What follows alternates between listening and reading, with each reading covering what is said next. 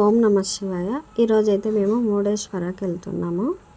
పిల్లలకి హాలిడేస్ కదా అని ఎక్కడికి వెళ్దాము అని అడిగితే పిల్లలు మురుడేశ్వర వెళ్దామన్నారు. అందుకే వచ్చేసాము. ఇంకా బస్ ఎక్కి మురుడేశ్వర వెళ్ళే రూటు చాలా అందంగా ఉంటుంది. రాత్రి 10 గంటలకు బస్ ఎక్కితే పొద్దున్నే 8 గంటలకు దించేసింది మురుడేశ్వరలో. ఇదైతే మురుడేశ్వరలో కోనేరు అన్నమాట. నీళ్ళే లేవు. అలాగే కోనేరు నుండి ఎదురుగా చూస్తే రాజగోపురం ఎంత ఎత్తుగా ఉందో చూడండి.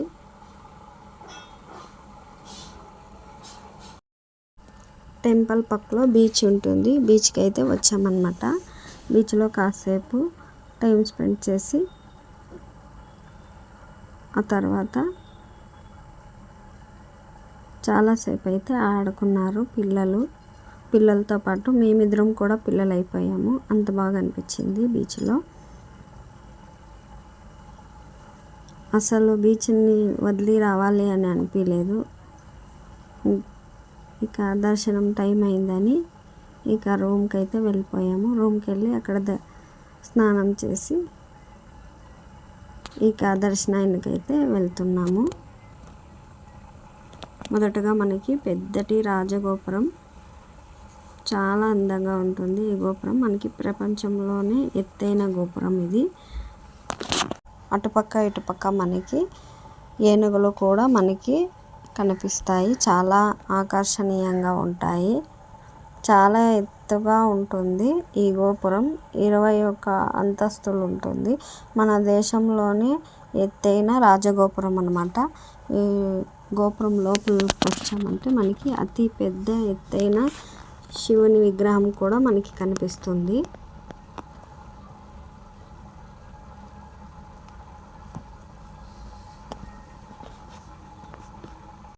ఈ టెంపుల్ కందుక పర్వతం మీద ఉంటుంది. ఈ పర్వతానికి 3 వైపులా అరేబియా సముద్రం ఉంటుంది. ఇక్కడ సాక్షాత్ శివపార్వతుల పాదధూళి పడిన పవిత్రమైన తీర్థం అంట ఇది. ఇంద్రుడు కూడా ఈ క్షేత్రాన్ని దర్శించుకున్నాడంట అని మనకి పురాణాలు చెప్తున్నాయి. ఇప్పుడు మీరు చూస్తున్నదే మురుడేశ్వర స్వామి గర్భగుడిలోని ఫోటో ఇది. మనకి 100 రూపీస్ ఇస్తే ఇలా టికెట్ ఇస్తారు. టికెట్ తీసుకొని లోపలికి వెళ్ళామంటే మనకి రుద్రాభిషేకం చేయిస్తారు. లోపల గర్భగుడిలోకే వెళ్ళొచ్చు మనము. ఈ స్వామిని పూజిస్తే కోరికలు నెరవేరుతాయని ఇక్కడ నమ్మకం. అందుకే దేశాల ప్రాంతాల భక్తులు అందరూ వచ్చి ఇక్కడ పూజించుకుంటారు ఆ స్వామిని.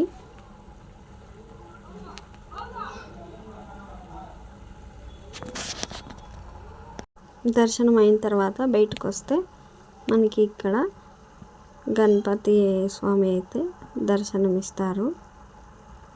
ఇక్కడ కూడా నమస్కారం చేసుకొని తర్వాత మనకి కుమారస్వామి దర్శనం ఇస్తారు.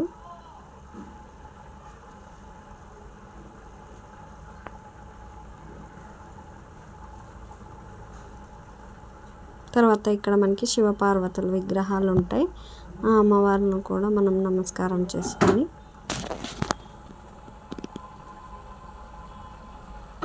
అలాగే మనకి ఇక్కడ కింద ఒక శివలింగం కూడా ఉంటుంది. ఆ స్వామిని కూడా మనకి గుడిలో నింటే శివుడు దర్శనం కూడా ఇస్తాడు.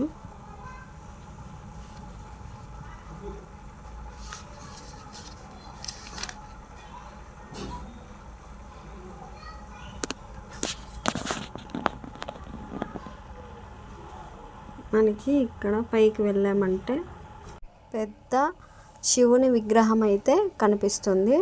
మనకి ఇండియాలోనే అతి పెద్ద విగ్రహం అంట ఇది. చాలా పెద్దగా ఉంటుంది. స్టెప్స్ ఎక్కి పైకి వచ్చామంటే లోపల చిన్న విగ్రహం దర్శనమిస్తుంది. రావణాసునికి లింగం ఇస్తున్న స్టాచ్యూ అయితే మనకి ఇక్కడ కనిపిస్తుంది. అలాగే గోపురం కూడా మనకి కనిపిస్తుంది. రాజగోపురం పైకి వెళ్ళామంటే వ్యూ చాలా బాగుంటుంది. చూడడానికి 2 కళ్ళు చాలవు, అంత అందంగా ఉంటుంది. అలాగే ఇక్కడ మనకి శనీశ్వర స్వామి టెంపుల్ కూడా ఉంటుంది, అక్కడ కూడా దర్శనం చేసుకొని ఇక పార్క్కి వస్తే, పార్క్కి వచ్చామంటే కృష్ణార్జున స్వామి రథం ఉంటుంది, ఆ రథం కూడా చూసుకొని ఇటుపక్క వచ్చామంటే రావణాసురుని విగ్రహాలు ఉంటాయి, స్టాచ్యూస్. అలాగే అక్కడ కూడా చూసుకొని మనం ఇప్పుడు కిందకు వచ్చామంటే సాయంత్రం అయిపోయి ఉంటుంది.